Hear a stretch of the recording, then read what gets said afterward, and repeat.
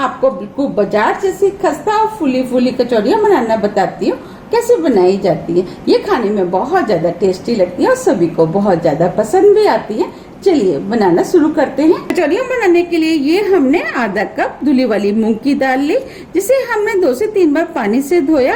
धोने के बाद 2 घंटे के लिए पानी में भिगो दिया, जिससे कि ये दाल फूल जाए। अब ये दाल फूल गई है और उसका जितना भी एक्स्ट्रा पानी था वो हमने निकाल दिया। देखिए हम दाल को दबा रहे हैं तो ये इजिली दब रही है। बस हमें इसी टाइप की फूली हुई दाल चाहिए। 2 कप मैदा। चलिए बनाना शुरू करते हैं। सबसे पहले हम डो बना लेते हैं। अब हम मैदे को इस बॉल में डाल देते हैं। आधी टीस्पून नमक। नमक आप अपने टेस्ट के अनुसार थोड़ा सा कम या ज्यादा भी कर सकते हैं। 1/4 टीस्पून अजवाइन। अजवाइन को हम हाथ से क्रश करके डालेंगे। अजवाइन डालने से खुशबू अच्छी आती है। अब हम इसके अंदर 1/4 कप देसी घी डालेंगे।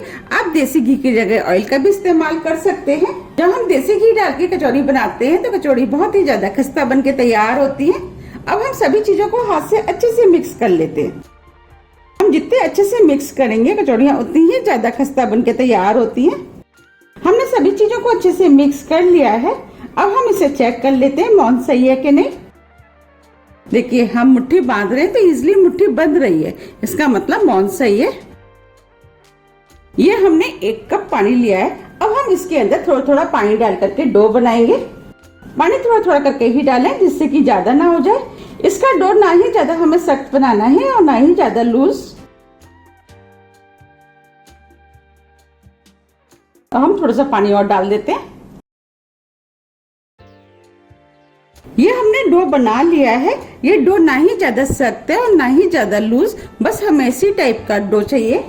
अब हम डो को 20 मिनट के लिए सेट होने के लिए रख देते हैं और ढक देते हैं, जब तक हम आगे की तैयारी कर लेते हैं। ये हमने मिक्सी का जार लिया है। अब हम दाल को इसके अंदर डाल देते हैं।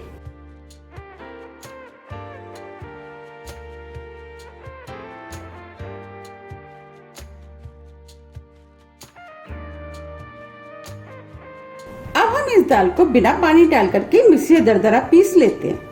ये हमने दाल को मिक्सी से दरदरा पीस लिया है। अब मैं आपको दिखा देती हूँ कि हमें किस टाइप की पिसी हुई दाल चाहिए। देखिए हमें इस टाइप की दरदरी पिसी हुई दाल चाहिए। आप देख पा रहे हैं इसमें काफी दाने दाल के दिख रहे हैं। अब हम कचौड़ी की स्टफिंग बना लेते हैं। इसके लिए हमने गैस पे कढ़ाई रख दी है। अब हम इसके अंदर 2 बड़े चम्मच ऑयल डाल देते हैं। ऑयल को गर्म होने देते हैं। ऑयल गर्म हो गया है। अब हम इसके अंदर 1/4 टीस्पून हींग डालेंगे, क्योंकि कचौड़ियों में थोड़ी सी हींग ज्यादा ही पड़ती है। आधी टीस्पून जीरा। फ्लेम को हमने स्लो कर दिया है। अब हम इसके अंदर 2 टीस्पून दरदरा कुटा हुआ धनिया डालेंगे। 2 टीस्पून सौंफ, इसे भी हमने दरदरा कूट लिया है। 1/4 टीस्पून हल्दी पाउडर। आधी टीस्पून गरम मसाला। 1 टीस्पून कुटी हुई लाल मिर्च। मिर्च आप अपने टेस्ट के अनुसार थोड़ी सी कम या ज्यादा भी कर सकते हैं।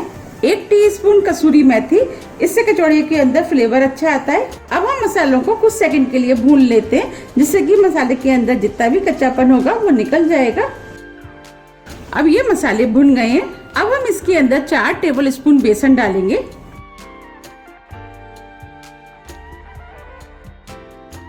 अब हम बेसन को मसाले के अंदर मिक्स कर देते हैं और 1 मिनट के लिए भून लेते हैं। बेसन डालने से कचौड़ी के अंदर टेस्ट अच्छा आता है। ये बाइंडिंग का काम भी करता है। 1 मिनट करीब हो गया है। अब बेसन भी भुन गया है और बेसन का कलर भी थोड़ा सा चेंज हो गया है। अब हमने जो दाल पीसी थी वो डाल देते हैं।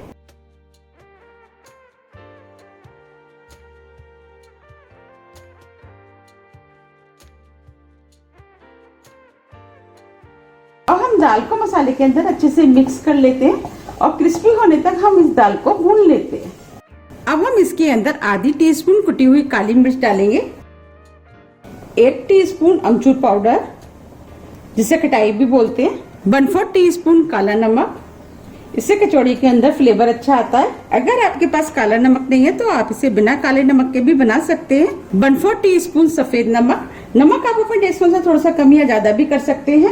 अब हम इसके अंदर 1 टीस्पून चीनी डालेंगे। इससे कचौड़ी के अंदर हल्का सा मिठास आती है, उससे कचौड़ी खाने में बहुत ज्यादा टेस्टी लगती है। अगर आपको चीनी नहीं पसंद है तो आप इसे बिना चीनी के भी बना सकते हैं। अब हम सभी चीजों को मिक्स कर लेते हैं। अब ये दाल भुन गई है और खिली खिली भी हो गई है। आप देख पा रहे हैं एक ही दाना इसका खिल रहा है। बस हमें इसी टाइप की दाल चाहिए और इसके अंदर से हल्की हल्की आवाज भी आना शुरू हो गई है। अब हम फ्लेम को ऑफ कर देते हैं और स्टफिंग को ठंडा होने देते हैं। अब ये स्टफिंग ठंडी हो गई है। अब हम इसकी छोटी छोटी बॉल बना लेते हैं।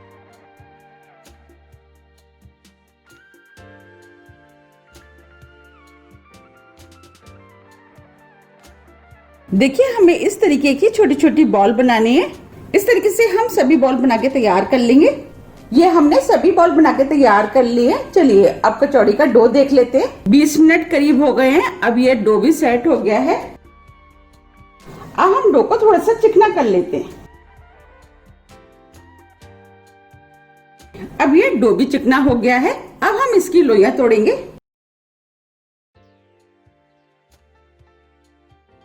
लोइयां आप अपने हिसाब से तोड़ लेंगे। इस कचौड़ी का साइज आपको क्या रखना है। हम मीडियम साइज की कचौड़ियां बनाएंगे तो हम मीडियम नींबू के बराबर की लोई तोड़ेंगे।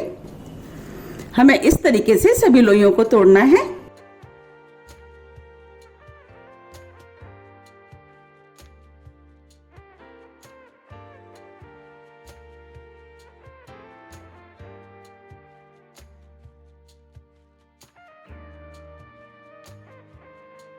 ये हमने सभी लोई तोड़ के तैयार कर लिए। अब हम इसमें से एक लोई ले लेते हैं। लोई को हम चिकना कर लेते हैं और लोई को इस तरीके से हम गोल कर लेते हैं।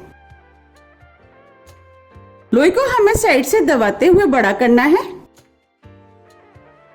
हम लोई को साइड से पतला रखेंगे और बीच में मोटा रखेंगे, क्योंकि हम बीच में स्टफिंग भरेंगे।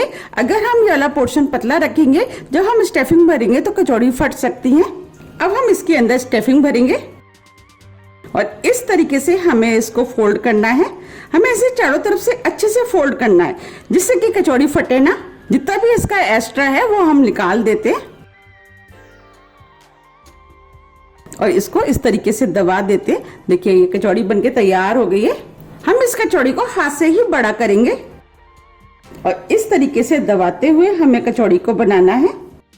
हम बीच वाले पोर्शन को इस तरीके से दबाएंगे, क्योंकि हलवाई भी इस वाले पोर्शन को दबा करके कचौड़ियां बनाते हैं। देखिए ये कचौड़ी बनके तैयार हो गई है। हम सभी कचौड़ियों को बना लेते हैं। ये हमने कचौड़ियां बना के तैयार कर ली हैं। अब हम कचौड़ियों को फ्राई करेंगे। कचौड़ियों को फ्राई करने के लिए हमने कढ़ाई में ऑयल गर्म करने के लिए रख दिया है। अब हम ऑयल को चेक कर लेते हैं। हम इसके अंदर छोटा सा बॉल डालेंगे।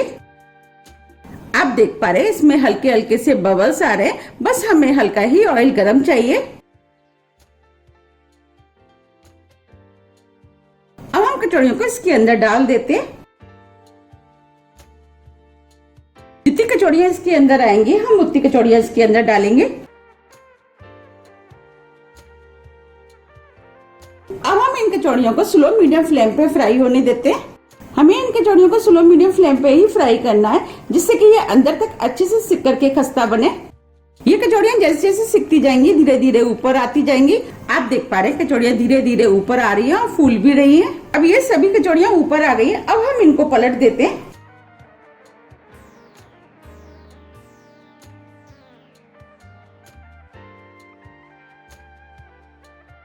तो हम इनको दूसरी तरफ से भी फ्राई होने देते हैं। फ्लेम को हम स्लो मीडियम ही रखेंगे। हमें इन कचौड़ियों को उलट पुलट के गोल्डन ब्राउन होने तक तलना है। अब ये कचौड़ियां दोनों तरफ से गोल्डन ब्राउन कलर की फ्राई हो गई हैं और आप देख पा रहे हैं ये ऊपर से चटक भी गई हैं। इसका मतलब ये बहुत ज्यादा खस्ता बनके तैयार हुई हैं। आप इन्हें अपने टेस्ट के अनुसार थोड़ा सा कम या ज्यादा भी फ्राई कर सकते हैं। आप देख पा रहे हैं कितनी बढ़िया ये कचौड़ियां बनके तैयार हुई है और कितनी फूली फूली खस्ता बनके तैयार हुई है। अब हम इन कचौड़ियों को निकाल लेते हैं। हमें इस तरीके से कचौड़ियों को निकालना है। इसके अंदर जितना भी एक्स्ट्रा ऑयल होगा वो निकल जाएगा।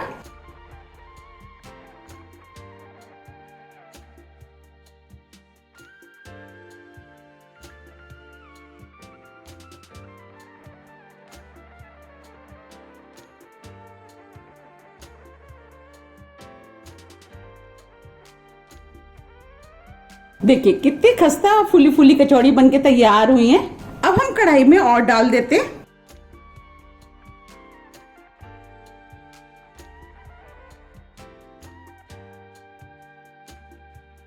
अब हम इन कचौड़ियों को भी उसी तरीके से तल लेंगे जैसे हमने पहले तली थी। अब ये कचौड़ियां भी तल गई हैं, अब हम इनको भी निकाल लेते हैं।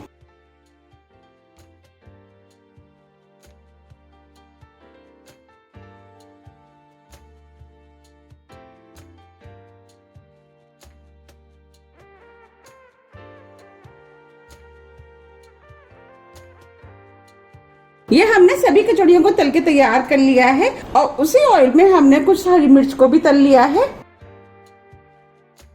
आप देख पा रहे हैं कितनी बढ़िया मूंग की दाल की कचौड़ी बनके तैयार हुई है। आप भी इनको बनाइए, आपको भी ये बहुत ज्यादा पसंद आएंगी। अब मैं आपको तोड़ के दिखा देती हूँ कितनी खस्ता बनी है। देखिए कितनी बढ़िया सिकी हुई है, बिल्कुल लग रही है ना बाजार जैसी।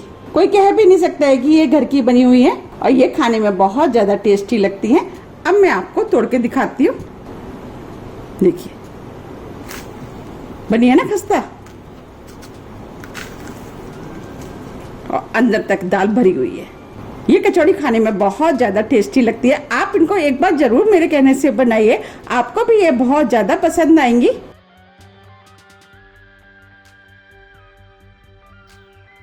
आप चाहते इन कचौड़ियों को किसी भी हरी चटनी चाय के साथ खा सकते हैं और आप चाहते जो मार्केट में समोसे कचौड़ी के साथ चटनी मिलती है आप उसके साथ भी खा सकते हैं। मैंने वही वाली चटनी बनाई है। इसके साथ तो ये खाने में और भी ज्यादा टेस्टी लगती हैं। अगर आपको इसकी रेसिपी चाहिए तो आप मुझे कमेंट्स बॉक्स में लिख के बताइएगा। मैं जल्दी से जल्दी इसकी रेसिपी डालने की कोशिश करूंगी। आप इन कचौड़ियों को एयर टाइट डिब्बे में भर करके 8 से 10 दिन के लिए रख सकते हैं और अगर आपको सफर पर जाना है तब भी आप इनको बना करके ले जा सकते हैं। ये कचौड़ियाँ खाने में लगती है इतनी टेस्टी है। अगर आपको मेरी रेसिपी पसंद आती है तो आप ज्यादा से ज्यादा फ्रेंड और फैमिली के साथ शेयर कीजिए और कमेंट्स करना तो आप बिल्कुल मत भूलिएगा, जिससे कि मुझे पता लग सके कि आपको मेरी रेसिपियां पसंद आती हैं। आप मुझे मेरे फेसबुक पेज को भी फॉलो कर सकते हैं, इसका लिंक मैं अपने डिस्क्रिप्शन बॉक्स में दे दूंगी। अगर आपको मेरी रेसिपी थोड़ी भी पसंद आती है तो रेसिपी को लाइक कीजिए, चैनल को सब्सक्राइब कीजिए। सब्सक्राइब बटन के बगल में जो बेल आइकन है उसे आप प्रेस करना ना भूलिए, जिससे कि मेरी आने वाली वीडियो का नोटिफिकेशन आपको सबसे पहले मिल सके। अब हम फिर मिलते हैं इसी तरह की टेस्टी रेसिपी के साथ। जब तक के लिए नमस्कार।